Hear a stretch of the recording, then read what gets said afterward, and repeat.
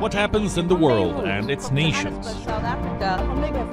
In Samarkand, Uzbekistan. Reporting from New York for WION. Creates ripples across oceans. That things appear to be quite.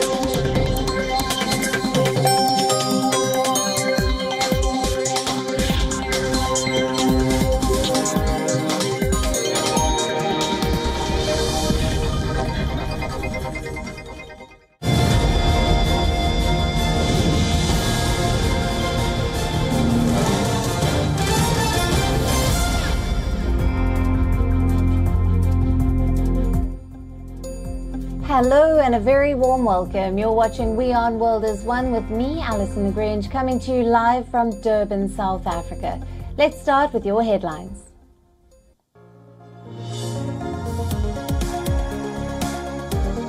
Prime Minister Modi slams opposition parties during his Independence Day speech, says corruption, dynasties and appeasement stand in the way of India's growth.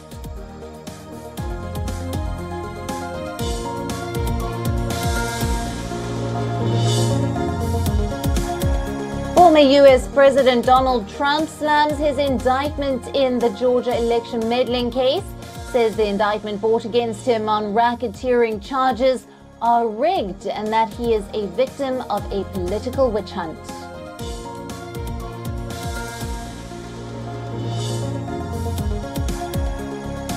At least 33 people were killed in an explosion and fire at a petrol station in Russia's Caucasus Republic of Dagestan.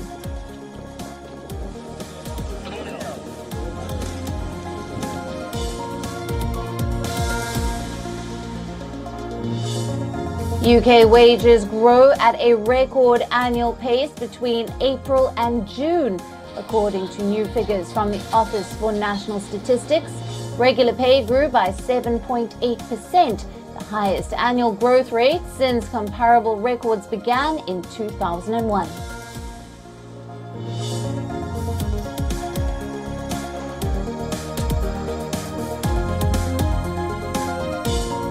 Moody's Investors Service says that estimated insured losses from wildfires on Maui in Hawaii will be at least $1 billion, as over 2,000 structures were damaged or destroyed and more than 2,700 structures exposed.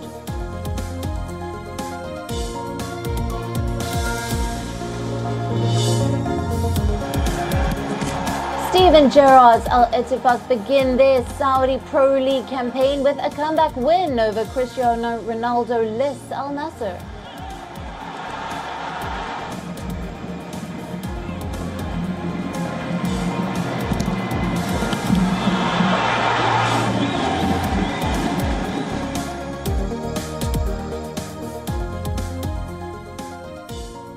Hello and welcome. Let's start with our top story. On the occasion of India's 77th Independence Day today, Prime Minister Narendra Modi addressed the nation from the ramparts of the Red Fort in New Delhi.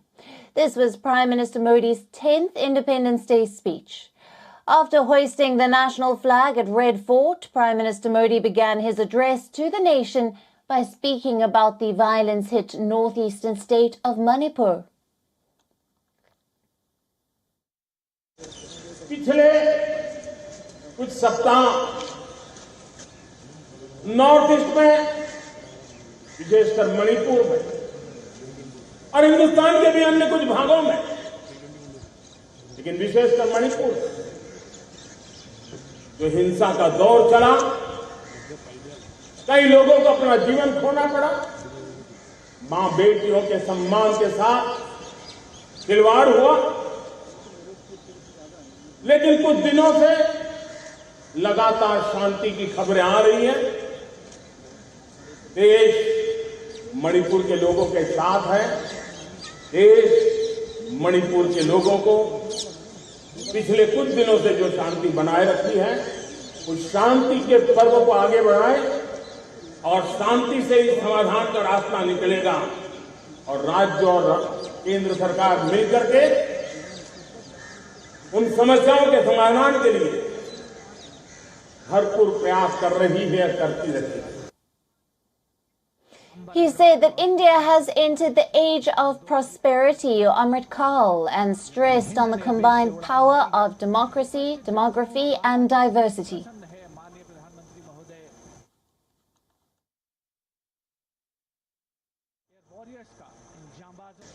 आज हमारे पास demography है, आज हमारे पास democracy है, आज हमारे पास diversity है। Demography, democracy और डाइवर्सिटी की ये त्रिवेणी भारत के हर सपने को साकार करने का सामर्थ्य है। आज पूरे विश्व में लोग, वहां देशों की उम्र ढल रही, ढलाव पर है, तो भारत युवान की तरह ऊर्जावान होकर के बढ़ रहा है। कितने बड़े गौरव का कालखंड है कि आज 30 साल की कम आयु की जनसंख्या दुनिया में सर्वाधिक कहीं है, तो ये मेरे भारत मां की गोद में है। On to our next story now. In the United Kingdom, the migration row has now entered another controversy. The European Union has rejected the UK's attempts to create a new migrant returns deal. A European Commission official has already told the UK's National Security that it is not open to any reattempt. UK Prime Minister Rishi Sunak hoped that the agreement would help to tackle the small boats crisis. The Labour Party has vowed to seek a negotiation with the EU if it wins the next election.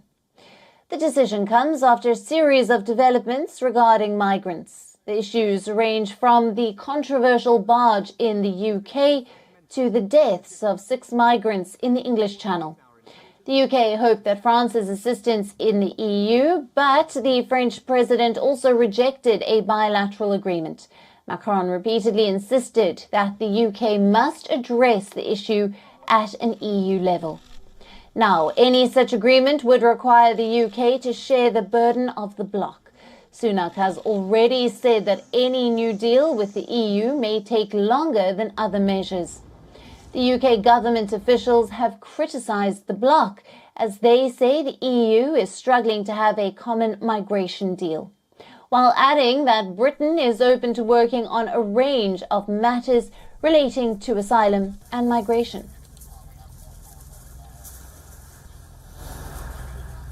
Now making numeracy a central objective. Now, joining us for more on this is our correspondent Alex Isaac, coming to us from London. Hello to you, Alex. Now, the European Union has rejected the UK's attempts to create a new migrant returns deal. What does this mean now for the Rishi Sunak government? It's going to put a lot more pressure on Rishi Sunak as Prime Minister, as one of his 5 promises was to try and get control of this migrant crisis. Now, of course, in his reign, we gave 500 million British pounds already over to France to help patrol the Channel. And it does feel for many that that money hasn't really been utilised. Of course, that's not quite the same as taking illegal migrants or those coming across on the boats and then sending them to France, where they can get looked at to see if they are coming over legally or illegally before sent back to their own countries. But it will really put a dampener on how exactly the migrants are going to be dealt with on the Channel. Only yesterday we had a incident where boats sank, and unfortunately some people did die trying to come across the Channel.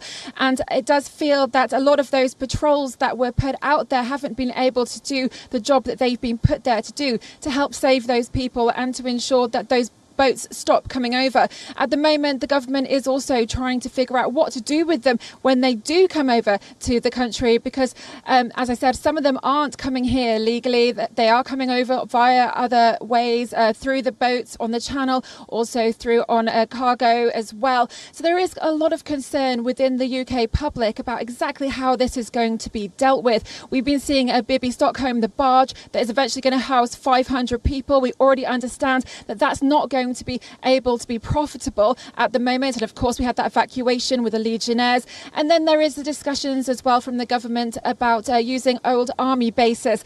And they're putting aside about 3 to 5 years that those army bases are going to potentially house migrants that are coming over to the country. But it all comes down to that's also going to be a taxpayer cost as well, because there isn't going to be enough space, and therefore the hotels and hostels that have already been used, costing millions of pounds a day, they're likely to still continue to be used. So Rishi Sunak, the Prime Minister, really needs to step up. We still have the Rwanda plan that's going through the Supreme Court at the moment. That is still getting stopped by human rights issues. And of course, the illegal migration bill, although that has gone through, there are still worries about exactly how that's going to work. So at the moment, it does feel that this migrant crisis keeps getting bigger, and without the help from the EU or even France, it's like the UK is basically on its own here, and they really need to push forward to do something to help those that are trying to come across legally, and also those within the UK who are getting quite frustrated about the amount that keep coming over.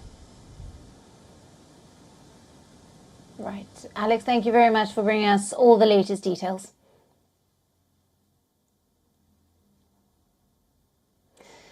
Now, it has been 2 years since the Taliban's Kabul takeover. On the 15th of August 2021, the Taliban established themselves as the rulers of Afghanistan. The event changed the South Asian nation in more than one way. Thousands of refugees are still waiting for approval to relocate to the UK, a promise that the country is struggling to keep. A report by Refugee Council accuses the UK government of breaking its vow to Afghans. The report also notes that many of these refugees are still endlessly waiting in Pakistan, even after receiving relocation acceptance from the UK. The British government is not allowing them to travel to the UK. This as these refugees are expected to have their own accommodation in the UK even before relocating. The Refugee Council has described this requirement as unrealistic. In January of 2022, the UK government formally opened a scheme to resettle Afghans in the country after the Taliban takeover. The UK pledged to take in 5,000 refugees in the first year of its Afghan citizens resettlement scheme, and to accept 20,000 more refugees in the coming years. The report also criticizes the treatment meted out to 5,500 more Afghans evacuated from Kabul in 2021. These refugees are still stuck in UK hotels.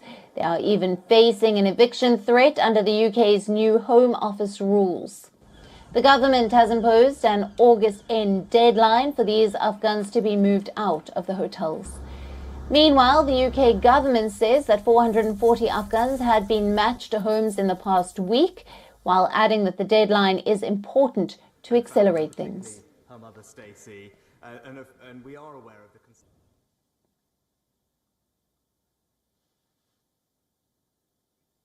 Now, Russia's central bank hiked its key interest rate to 12% from 8.5%. This comes after a meeting to discuss interest rate due to the high expenditure on the war in Ukraine.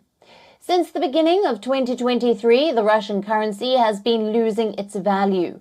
On Monday, the Russian ruble dropped past 100 against the US dollar. This is the lowest level since the 23rd of March 2022.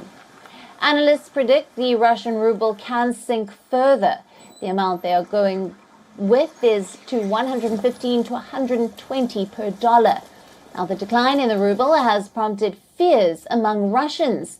Many are worried that their standard of living could take a hit as prices continue to rise.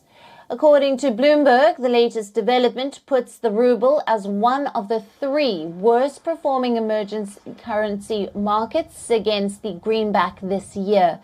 However, the central bank said it sees no threat to Russia's financial stability from the ruble's fall. Russian oil revenues have also drastically decreased because of the Western price caps and embargoes. However, despite the weakening ruble, Russia's statistics agency, Rossat, has announced last week that the economy grew by 4.9% in the second quarter of 2023. This is the first released increase in 12 months.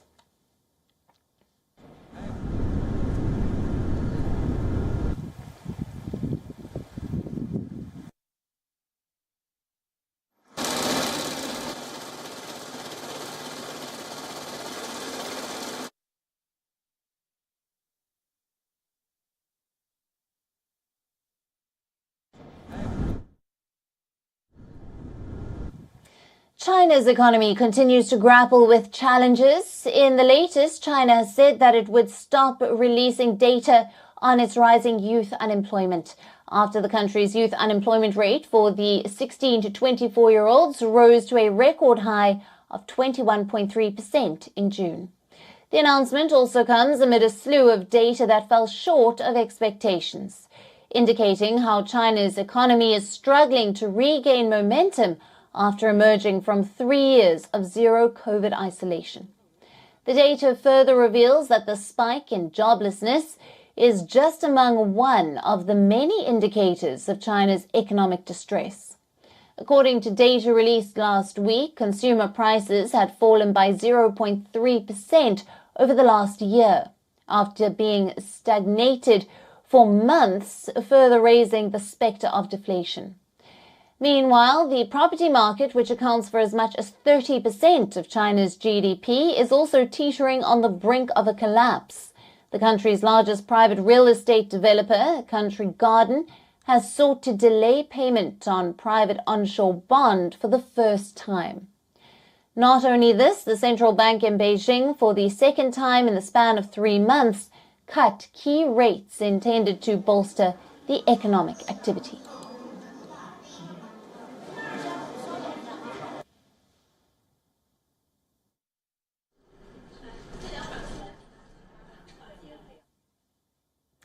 Now, the ever-changing business landscape has made companies around the world realize the importance of maintaining an equilibrium between growth and sustainability.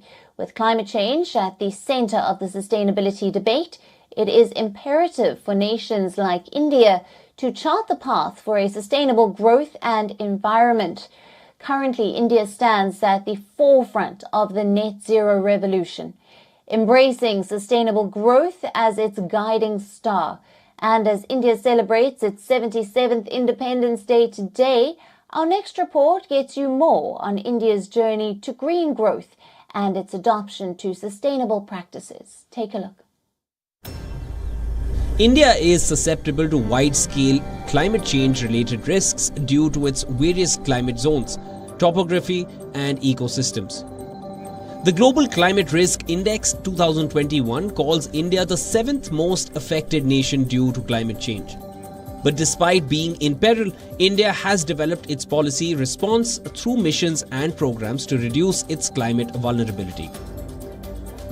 In June 2008, the National Action Plan on Climate Change (NAPCC) was released. The national strategy of 8 sub-missions was launched under the chairmanship of Prime Minister Narendra Modi to help adapt and magnify ecological sustainability in India's development path. And further, the translation of the Nectar elements was announced at COP26 in Glasgow, United Kingdom. Beginning with embracing renewable energy, adapting to renewable energy resources will play a crucial part in the development of India's sustainable strategy. India is now the 3rd largest producer of renewable energy, with at least 42% of our installed capacity sourced from clean and sustainable options. And the nation's goal of producing 500 gigawatts renewable energy capacity by 2030 will unlock 80% of power capacity additions from renewable sources. Moving on to cultivating sustainable agriculture. Sustainable agriculture practices are critical to nurture food security and ecological balance in India. Under the National Mission for Sustainable Agriculture, the Indian government promotes climate-resilient agriculture and private sector investments. And by promoting investments in sustainable agriculture, NMSA estimates India can secure a nutritious diet for its burgeoning population by 2047. As India marches towards becoming a $26 trillion economy by 2048, the transformation and logistics sector presents both opportunities and challenges. Encouragingly, sustainable transportation financing is witnessing remarkable progress through the collaborative efforts of the government and the private sector. And the transformational journey towards green logistics in India has gained momentum.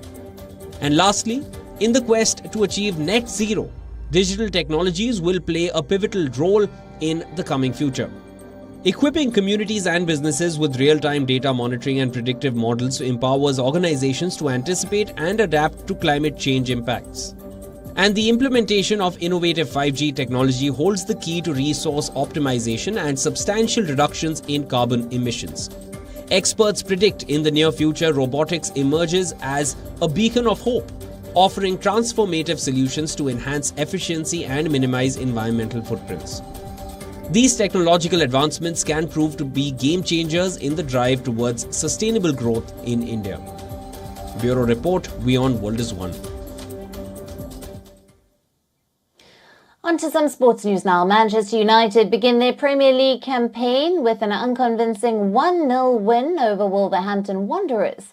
The Red Devils had their backs against the wall for most of the match, but escaped with all 3 points courtesy of a winner by veteran defender Rafael Varane.